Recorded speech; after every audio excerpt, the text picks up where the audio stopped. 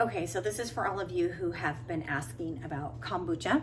So if you like kombucha and you want to learn to make your own, there's a zillion, right? There's a zillion, but this is how I do mine, so I'm just going to show you. If you need a scoby, which is a start to the kombucha, just get a regular bottle. This is flavored. This is the brand that I like, the Synergy. I have for a long time, but just get regular, original, no flavors. You'll need a glass jar, a gallon size. And there's all this like cover it with cheesecloth or like let it breathe, right? Because a scoby is like, it's a living thing and you can kill it. So what I'm gonna have to angle this so you guys can see what I've got going on. So don't mind whatever's all over here. Okay, so what I did was I just took the kombucha and I dumped it in the jar, not even quite a whole jar of kombucha. And you can see, this is after 10 days. There's like a layer in the bottom. It kind of looks like a jellyfish. That's your scoby. So whenever you're handling your kombucha, you always have to make sure that you have no like cleaners and things and your hands are clean. So I'm just gonna wash my hands really fast because I forgot to do that before I pushed play.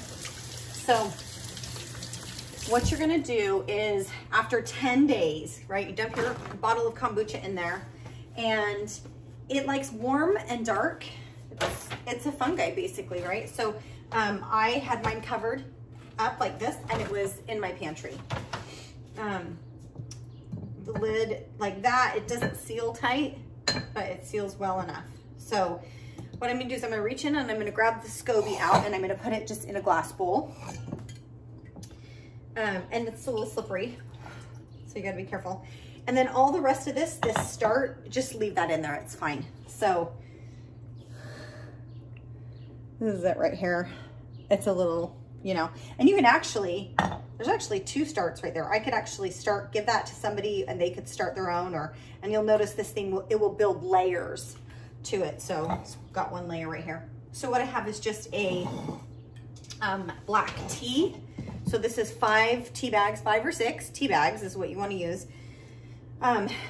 in a pan about this size, and a cup of sugar. I use just raw sugar. You can use white sugar if you want. Mine is just a raw cane sugar. So you boil that, basically like make your base with your tea and a cup of sugar. 5 to 6 tea bags and a cup of sugar. Then this needs to be cooled to about room temperature because it can burn the scoby, which can kill it.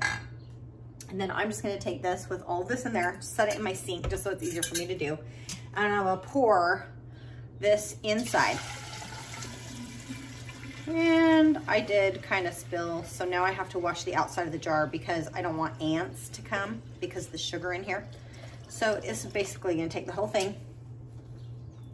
And then I'm gonna set my scoby right on top. It's okay if it falls in, but what I really want is just a nice scoby around the top.